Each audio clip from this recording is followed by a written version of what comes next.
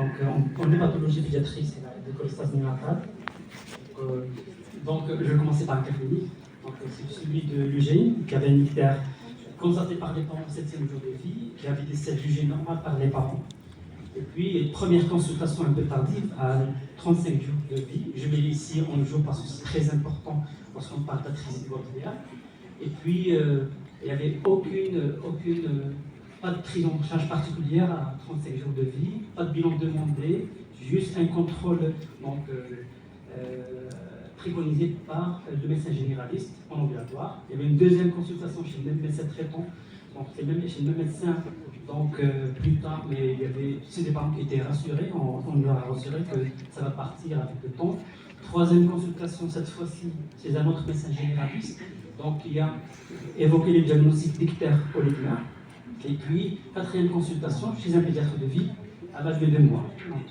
Le pédiatre de vie va pris le soin de demander un bilan, bien évidemment un bilan hépatique, qui a trouvé, donc c'était un tableau de cholestase, avec un taux de gamma-GT qui était assez élevé, une fonction hépatique qui est encore conservée. Et puis, il a pris le soin également de demander une sérologie, un bilan minimal, une sérologie ACMV qui était positive pour les EGG et pour les IgM, donc il pensait à une hépatite ACMV. Donc le reste du bilan était tout à fait normal. Donc, il a demandé également une première échographie à l'âge de 2 mois, qui a montré par contre une vésicule biliaire de petite taille, qui était rétractée et à peine visible. Mais ça n'a pas alerté le pédiatre de vie, là, pas du tout. Ce qu'il a fait par la suite, c'est continuer à contrôler le bilan hépatique d'une façon mensuelle. Donc, à l'âge de 4 mois, l'enfant nous a été adressé. On s'est retrouvé avec un enfant qui avait paradoxalement un bon état nutritionnel. Il avait un ictère franc, sans pâleur, il avait une volumineuse hépatomégalie qui était assez ferme, il avait déjà une rate, et le reste de l'examen était tout à fait normal, il y avait juste une discrète dysmorphie faciale. Alors, les selles, par contre, elles étaient totalement décolorées de couleur pêche, et les urines, bien évidemment, foncées. Donc, le bilan qu'on a fait en hospitalisation, on a recontrôlé le bilan hépatique, c'était toujours un ictère cholestatique patent avec une cytolyse donc assez marquée. Et puis, bien évidemment, on a refait l'échographie à jeun, après 6 heures de jeun, et on a trouvé la même constatation initiale, une vésicule biliaire qui est hypotrophique, qui était petite, avec des gros reins échogènes. Alors, pour nous, c'était très clair, très probablement c'est une atrésie biliaire. Donc, on a proposé l'enfant pour biliaire qui a confirmé les anomalies de la vésicule biliaire, qui étaient fortement évocatrices de l'atrésie biliaire. Parallèlement, on a commencé une prise en charge symptomatique, un hydrolysat de produits de nitrage, c'est ce que vous disposez, et une vitaminothérapie parentale, on a commencé également le solvant. Et on n'a pas proposé malheureusement l'enfant à la chirurgie, qui était un peu assez trop tard pour qu'il bénéficie du CASAL. Enfin, finalement, il avait la chance d'être transplanté, c'est une transplantation primaire à l'âge de 10 mois. Donc c'était en père-transplantation, on a confirmé bien évidemment qu'il s'agissait d'une atrésie biliaire de type 3. Il va bien maintenant, il est pratiquement les 24e mois post-transplantation. Donc ça c'est connu, et l'association de l'atrésie biliaire avec une hépatite CMV est bien connue. C'est à la fois une entité étiologique et également un groupe qui a un pronostic un peu plus défavorable que les autres formes, avec c'est des mauvais répondeurs habituels au CASAL. Après, pour rappeler que l'atrésie biliaire, c'est la première cause de cholestase néonatale. Globalement, c'est 25 à 40% des causes, ce serait pratiquement la moitié des causes si on voit la série française. Et puis, si on voit les séries maghrébines, donc on a 21% dans une série tunisienne avec 101 cas, 27% dans une série marocaine avec un moindre effectif. Et puis, pour la série du professeur Belboueb, c'était la deuxième cause de cholestase néonatale après les cholestase néonatale bénigne. C'était avec 18,5% des cas. Et puis, c'est important de rappeler que c'est une urgence thérapeutique, diagnostique thérapeutique. Et là, vous voyez que le pronostic, le taux de survie, dépend fortement de l'intervention et la réussite du CASAL. Donc, vous voyez facilement que ceux qui sont opérés avec succès ont une meilleure survie que ceux qui ne sont pas du tout opérés ou ceux qui sont opérés avec un échec du CASAL précoce. Et puis, rappelons également que c'est la première cause de transplantation hépatique chez l'enfant. Ça représente donc environ pratiquement un tiers des indications, et qu'elle est réalisée soit de façon secondaire après le CASAI, soit primaire, comme c'était le cas tout à l'heure. Et puis l'âge moyen habituellement il est assez précoce, hein, l'âge moyen de transplantation hépatique dans le cadre de la crise immobilière est de 1 jusqu'à 4 ans. Et puis, je reviens à notre série du service, on remarque que, comme c'était le cas pour cet enfant-là, la majorité, donc il y a beaucoup de diagnostics qui sont évoqués initialement hors crise immobilière, et le premier est bien évidemment l'ictère physiologique. Donc, il y a une grande errance diagnostique. Après, si on voit la structure l'endroit où le diagnostic de la crise immobilière est posé donc, en premier lieu, c'est les structures publiques universitaires qui sont plus familiarisées à la prise en charge et surtout à l'exploration des cholestases myopathes.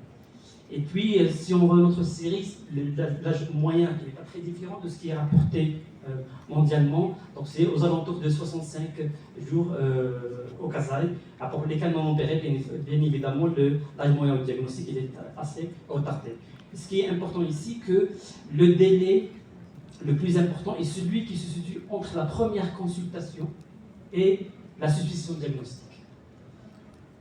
Après, je passerai à un deuxième cas clinique, c'est celui de Hidaya, qui avait un ictère apparu au 5e jour de vie, qui avait des selles décolorées, des selles totalement décolorées, c'était blanchâtres, et dès le 7e jour de vie. Elle a consulté cette fois-ci un peu plus précocement, à l'âge de 2 mois, et elle a été rapidement orientée à notre niveau. Alors, cliniquement, elle avait un passage pondéral très important, hein. Donc, sur tous les paramètres anthropométriques, elle avait un ictère assez franc. Elle avait une hépatomégalie, mais cette fois-ci, elle était de consistance molle. Il avait une rate associée, mais de 5 cm. Il avait un souffle assez intense, 4/6 en foyer pulmonaire plutôt.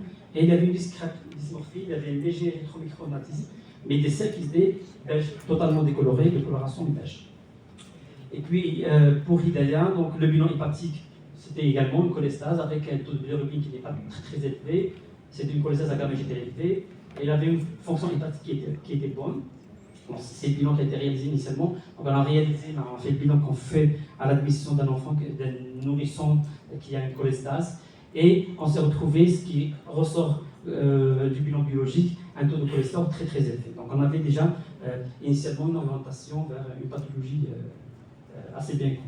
Donc, après l'échographie, elle était un peu embêtante elle un petit peu perturbée, parce qu'elle avait une vésicule biliaire partiellement cloisonnée, avec une dilatation mononiforme du canal cystique s'abouchant dans le cholédoque. C'est les constatations que le radiologue nous a avancées. Il y avait également une petite malformation, une dilatation des cavités piloraliciennes du côté droit. Après, bien évidemment, on a fait une échocardiographie, on le fait systématiquement. Et là, il y avait une sténose pulmonaire valvulaire serrée avec une hypoplasie du tronc de l'artère pulmonaire. Et également, il y avait une petite CIV. Et la lampe par contre a retrouvé bien évidemment un embryon torsion postérieur qui n'est pas bien évidemment qui n'est pas spécifique au syndrome d'allergie. Je pense que vous devinez le diagnostic. Et puis, par contre, on avait un doute parce que l'échographie était elle avait des anomalies de la vésicule biliaire. C'est vrai que c'est des anomalies qui ne sont pas évocatrices de la crise biliaire. Donc on a essayé, on a discuté biliaire, mais finalement on n'a pas pu le faire parce que l'enfant pesait à peine 3,7 kg. Il avait ce problème cardiaque, donc c'était pas facile de la réaliser. Donc on a fini finalement par suivre l'enfant, de le prendre en charge systématique, de façon symptomatique, et de contrôler régulièrement l'aspect des selles et le bilan hépatique. Et c'était la décision qu'on a prise avec surtout que il y avait un papier qui est sorti en 2002 qui mentionnait la possible association entre une crise immobilière et un syndrome d'allergie. Mais finalement, si vous voyez ce papier-là, ça c'est des enfants qui étaient pris initialement pour des crises immobilières. Vous avez carrément une chronographie. Et puis après, là, c'est les critères diagnostiques pour le syndrome d'allergie, qui, ça, c'est à l'âge, initialement, c'est à l'âge de 2 mois, et ça, dans l'étude, c'est à l'âge de 3 ans. Vous voyez que la majorité n'avait pas tous les critères initialement, n'avait pas les critères qui sont requis pour le diagnostic, au moins 3 critères. Il y avait 1 à 2 critères, et la majorité ont fini par avoir donc, des critères qui sont diagnostiques pour le syndrome d'allergie. Après, la conclusion de cet article, de cette étude, c'était des formes, finalement ces formes-là, c'était des très mauvais répondeurs au Kasai. C'était pas du tout des atrésies, mais c'était un syndrome allergique qui était trompeur. Après l'IAA, par la suite, la dysmorphie qui était pas du tout patente initialement, l'âge de 5 mois, elle était assez évidente. C'est le village typique assez évocateur donc, du syndrome d'allergie. Et puis à 3 ans, elle va bien. Alors, encore, on a un énorme problème avec la croissance. Alors, sur le plan cardiaque, elle va très très bien. Bon. Et puis, l'hectare est modéré, comme c'est le cas actuellement pour le syndrome d'allergie. Les selles sont beaucoup mieux colorées. Alors, il y a un énorme problème pour le prurite qu'on arrive à gérer avec des doses élevées de rifampicine. Et il y a l'exemption qui commence à apparaître. Alors, par contre, la fonction hépatique, elle est bonne. Alors, c'est ça. Donc, c'est des 2 cas cliniques qui montraient, premièrement, le challenge diagnostique dans le cadre des cholestases néonatales. D'une manière générale, le diagnostic est surtout évoqué devant un ictère néonatal persistant, plus de 14 jours. Parfois, c'est en cas de découverte sur un bilan systématique réalisé, par exemple, dans le cadre d'une souffrance néonatale. Alors, les critères diagnostiques pour parler du cholestase, le diagnostic est biologique, bien évidemment, donc il faut avoir 20% de bilirubine conjuguée par rapport au taux total, mais surtout, mais c'est critère le plus retenu, d'avoir un taux de bilirubine conjuguée qui dépasse les 10 mg par litre. Il faut, je tiens à rappeler que les critères patents, les patents cliniquement, c'est le taux de bilirubine dépasse habituellement 25 à 30 mg par litre. Et après, actuellement, on est un peu soulagé parce qu'il y a des recommandations qui sont assez claires pour l'évaluation et la prise en charge, surtout le diagnostic également, de la cholestase néonatale. Et puis, on va commencer comme on le fait d'habitude par l'interrogatoire. On va chercher dans la famille la notion de consanguinité qui va orienter principalement vers le cholestase familial. Également, on cherche également la notion de cholestase familiale dans le cas d'un incident d'allergie, donc PFIC, une mucoviscose également. Alors, il faut s'attarder sur les antécédents prénataux et périnataux à la recherche d'une infection maternelle-fœtale ou anténatale plutôt. Il faut vérifier les échographies, est-ce qu'il y a des anomalies qui sont découvertes en anténatale, comme un kyste du cholédoque, on a eu un cas d'absence de visualisation anténatale, c'était par la suite une arthrite biliaire, et également de cholestase gravidique, parce qu'il y a certains mères qui sont porteurs, qui sont hétérozygotes pour les gènes chimiques de la PFIC, et ça peut avoir une valeur d'orientation.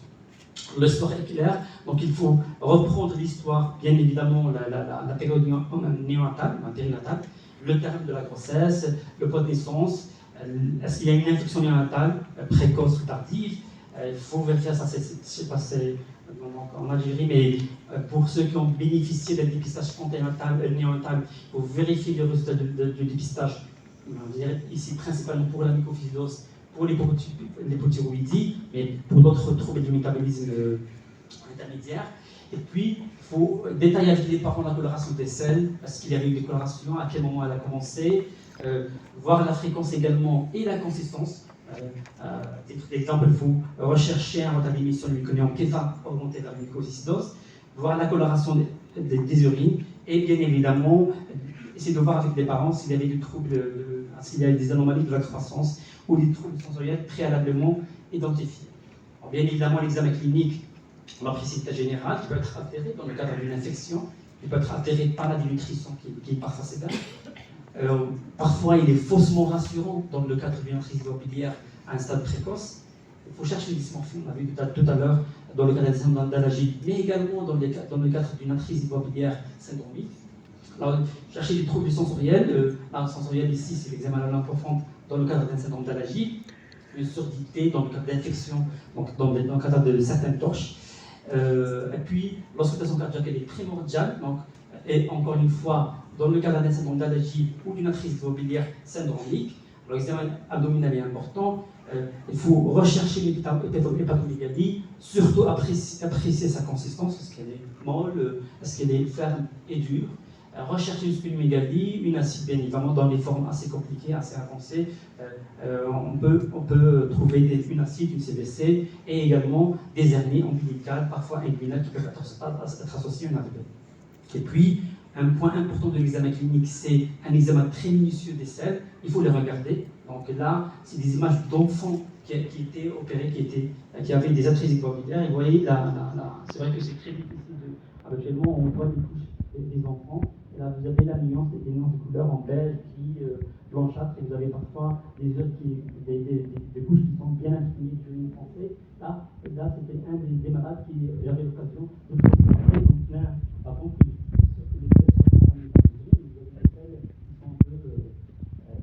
un genre assez clair et c'était par la suite une approche globulaire. Alors, ça c'est le bilan qu'on fait dans notre service en première intention. Le groupage sanguin, c'est important de le faire, quel que soit. Si c'est une atrésie, il faut avoir déjà un groupage préalable. Glycémie, ionogramme sanguin, TP, INR, albumine, il faut apprécier la fonction hépatique dès le départ. Parce qu'ici, la cholestasie est associée à une insuffisance hépatique, vous allez discuter d'autres groupes de pathologies qui sont largement dominés par les pathologies métaboliques chez le nouveau-né et les infections. Bien évidemment, on va doser la bilirubine totale et conjugée, on va confirmer la cholestase. Parfois, ça a de la valeur diagnostique. Par exemple, dans le cas d'un syndrome d'Alagille, le taux de bilirubine n'est pas très élevé, contrairement à celui des acides pulmonaires. Et puis, taux de cholestérol triglycide est important, vous avez vu tout à l'heure par rapport au syndrome d'Alagille. Une hypercholestérolémie importante, elle est sujet évocatrice d'un syndrome d'Alagille. On fait bien évidemment une électrophorèse des protéines sériques, au mieux un dosage pondéral de l'antitrypsine. Et puis, on fait un bilan hormonal. Des sérologies, c'est des sérologies qu'on pratique en première intention, la toxo, la rubéole, CMV, le syphilis, et on fait systématiquement un ECG. Là, bien évidemment, on fait une échographie hépatique après sévère. Très souvent, ça se fait le lendemain de l'hospitalisation de l'enfant, après avoir averti le radiologue, qui actuellement, notre radiologue est un petit peu assez habitué et familiarisé aux atrésies. On fait bien évidemment l'échocardiographie. Dans tous les cas, même si elle est normale, elle sert dans l'atrésie parce que ça fait partie du bilan pré-anesthésique. Et puis, on fait une radiographie du rachis de face et un examen à lampe profonde. Et puis, alors pour l'échographie, c'est important. Avant, on exigeait un jeûne très prolongé. Maintenant, les recommandations sont claires. 6 heures de jeûne suffit largement, à condition d'avoir un opérateur assez expérimenté dans l'exploration de la pathologie hépatobiliaire du nouveau-né, du jeune nourrisson. Alors les signes qu'on devrait avoir, c'est les anomalies principalement de la vésicule biliaire, absence de visualisation, anomalies de taille ou de forme, comme c'est le cas ici, présence d'indices du lié hépatique qui est fortement évocatrice d'atrésie, parfois absence carrément de visualisation de la voie biliaire principale, présence d'éléments du syndrome de polyspénie, signes du cône fibreux que vous voyez ici. Il y a parfois des anomalies pour un radiologue expérimenté, il peut retrouver des signes d'augmentation de la résistance vasculaire hépatique. Et puis, il faut savoir qu'il y a une méta-analyse qui a apprécié la valeur diagnostique de l'échographie dans le cadre de l'atrésie globulaire. Alors, pour les anomalies, il y a une sensibilité de 85% avec une spécificité de 92%. Alors, pour le signe du cône fibreux, la sensibilité est un peu moindre, mais la spécificité, elle est plus importante. Et utile de rappeler qu'une échographie normale n'élimine pas le diagnostic d'atrésie globulaire. Alors, dans notre série, il y a pratiquement 30% des enfants qui sont venus avec une échographie strictement normale. Et en dehors de l'atrésie, l'échographie peut montrer une dilatation des voies biliaires. Et là, on se retrouve à un diagnostic suspecté de kyste du cholédoque qui pose un problème diagnostique avec des formes kystiques d'atrésie. Et puis, parfois, on a des délitiations, parfois des stigmates LVR, une dilatation de l'arc biliaire ou des images du sludge biliaire. Et puis, il y a d'autres examens, la scintigraphie, qui a une bonne sensibilité, hépatobiliaire qui a une bonne sensibilité, mais la spécificité elle est faible, qui n'est pas d'ailleurs pratiquée chez nous. Et puis, la biopsie hépatique, là, cutanée, il faut premièrement exiger un anatomopathologistes qui est expérimenté. Alors, bien évidemment, on va retrouver des signes d'obstacles biliaires qui ne sont pas d'ailleurs spécifiques de l'atrésie et qui peuvent être également très discrets et atypiques à un stade précoce, à un stade très important, parce que le pronostic dépend de la précocité de l'intervention et ça risque de retarder le diagnostic d'atrésie biliaire. Alors, en dehors de la VB, il y a des aspects comme la procédure tubulaire qui rentre dans un syndrome d'Alagille, des inclusions cytoplasmiques qui remontent vers une hépatite C1V ou autre hépatite virale, une stéatose qui remonte vers une maladie métabolique, des cellules géantes qui orientent bien évidemment sont intraspécifiques vers une cholestase néonatale transitoire. La biopsie cutanée, ça c'est la recommandation du groupe italien, donc que devrait pas être réalisée si l'histologie ne permet pas d'apporter une aide significative au diagnostic.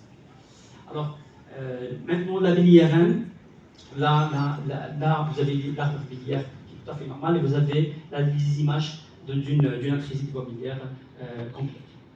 La performance a une bonne sensibilité, mais la spécificité est plus faible, qui peut descendre beaucoup plus bas selon certaines études. Et là, il y avait une étude pilote qui a évoqué, qui a montré que la confluence des voies biliaires extra-hépatiques est visible seulement dans 62% des cas chez les enfants de moins de 3 mois et seulement dans 50% chez les enfants, chez les nouveau-nés. Alors, ce qui est donc la demande de l'appréciation de l'arbre biliaire à moins de 3 mois est assez difficile. Alors après, la cholangiographie, bien évidemment, percutanée si la vésicule biliaire est accessible, idéalement par voie laparoscopique, simple et précise et moins invasif que la mini-laparotomie. Et la spéro, il faut tomber sur une équipe qui est assez expérimentée. La d'autres examens complémentaires qu'on peut demander, le dosage des acides biliaires, principalement pour différencier entre un déficit primaire des acides biliaires, une PFIC, un bilan métabolique, test de la sueur bien évidemment, et si on peut, un bilan génétique, notamment pour les formes familiales et son diagnostic. Bon, je repris ici un algorithme diagnostique qui est assez clair. Donc, ça repose en premier lieu sur l'échographie. On va chercher sur une dilatation qui va orienter vers les causes extra-hépatiques autres que l'atrésie des voies biliaires. Si ce n'est pas le cas, il faut rechercher donc, les plus fréquentes, les causes intra-hépatiques les plus faciles à diagnostiquer, mais d'une façon assez rapide. Et puis, si le résultat est négatif, il faut aller à la biopsie. Si on trouve un signe d'obstacle ou on peut faire une cholangiographie ou carrément on fait une cholangiographie, je pense que c'est la voie la plus rapide, et pour diagnostiquer une atrésie ou beaucoup plus rarement une cholangite sclérosante néonatale. Il y a d'autres algorithmes diagnostiques qui sont proposés. Alors, toujours la priorité à l'atrésie de voie biliaire qui devait être éliminée en premier lieu. Si c'est le cas, si c'est une atrésie, il faut carrément aller à l'exploration chirurgicale et au casaille, à condition de le faire précocement. Si ce n'est pas le cas, il faut chercher les signes qu'on a détaillés tout à l'heure, évocateurs de certaines étiologies, hypercholestérolémie, par exemple pour le syndrome thalasgique, et autres signes. Et par la suite, vous aurez une évaluation spécifique. S'il n'y a aucun signe évocateur, il faut aller vers les conditions, les pathologies traitables en priorité, à titre d'exemple, la galactosémie, la tyrosinémie, l'hypothyroïdie, le kyste du cholédoque. Si l'enquête est négative, les conditions traitables sont là. Il y a plein d'étiologies, beaucoup d'étiologies traitables chirurgicalement ou médicalement qui sont responsables de cholestase néonatale. Alors vous avez ici certaines infections virales, la galactosémie, la tyrosinémie, la fructosémie, mais c'est rarement le cas, à la période néonatale, l'hypothyroïdie, la mycoviscidose, l'hypothyroïdisme et le déficit de synthèse. Actuellement, on a encore l'acide cholique qui est entré, qui est disponible de principe, et l'atrésie biliaire, le kyste du cholédoque, la perforation du voie biliaire extra-hépatique. On en a eu 2 cas, c'est une pathologie extrêmement rare, mais qui a une très bonne évolution après le traitement chirurgical. Et puis, vous avez le syndrome de la bile épaisse associé dans le cadre du mycoviscidose fulminant. Et après, ça c'est un peu rare chez nous, les causes toxiques dans le cadre d'une alimentation parentérale chez nous. Alors je reviens ici. Après, si rien ne ressort, il faut aller à la biopsie hépatique et après vers un séquençage ciblé. Et après, on tombera bien évidemment sur une pathologie qui est rare ou connue. Si on ne retrouve rien, il faut aller vers l'ES, le Whole Exome Sequencing, qui va permettre de faire le diagnostic de quelques pathologies assez rares. Puis, globalement, ce qui ressort, les causes extra-hépatiques qu'on a discutées, un calcul de la voie biliaire principale, un kyste du colloïdore, la perforation spontanée des voies biliaires extra-hépatiques, les causes intra-extra-hépatiques, c'est la crise de voie biliaire et les sclérosante néonatale, et puis les causes intra-hépatiques, les infections, certaines maladies génétiques et métaboliques, les déficits hormonaux, certaines causes, autres causes beaucoup plus rares. Après, si on ne trouve rien, c'est les cholestases néonatales bénignes, qui est un diagnostic d'élimination. Alors, parallèlement, très important de commencer parallèlement en enquête étiologique et prise en charge symptomatique, commencer la vitamine K et la réception de l'enfant en parentérale et les autres vitamines, si vous disposez. Commencer le plus tôt possible, on commence la prise en charge nutritionnelle de garde parce qu'on substitue déjà le lait par un hydrolysat. Si on veut avoir de la glycématose dans la joute, si on a encore mieux, il y a mieux, comme le départ en junior ou d'autres compléments nutritionnels oraux, ce sera encore très bénéfique pour l'enfant. Parfois, un traitement urgent dans le cadre d'une infection urinaire, un sepsis ou un hypopituitarisme, il faut aviser dès le départ le chirurgien pédiatre si vous avez une échographie qui oriente vers l'hypertrésie et le réanimateur est préparé rapidement. Plus tard, bien évidemment, vous allez éventuellement prescrire l'acide urso des coliques, solvant, une prise en charge nutritionnelle et la vitaminothérapie. Il faut réellement traiter le plus vite. Il faut, en utilisant préférentiellement la rifampicine, n'oublions pas la vaccination, le conseil génétique pour les causes familiales, génétiques, et préparer pour les enfants. L'exemple le plus typique, c'est les atrésies en échec du Casa. Alors, en conclusion, le diagnostic d'une cholestase néonatale est urgent. Il faut évoquer le principe et en premier lieu l'atrésie biliaire. Il faut orienter sans tarder vers un centre médico-chirurgical compétent et familiarisé à la prise en charge et à l'exploration des cholestases néonatales et du jeune nourrisson. Parfois, le diagnostic est parfois facile en présence de certains signes évocateurs, comme c'était le cas pour le syndrome d'Alagille. Et la prise en charge symptomatique parallèle est très importante. Et parfois, l'intérêt également d'améliorer l'accessibilité à certains outils diagnostiques, comme un bilan métabolique poussé et de la génétique. Je vous remercie.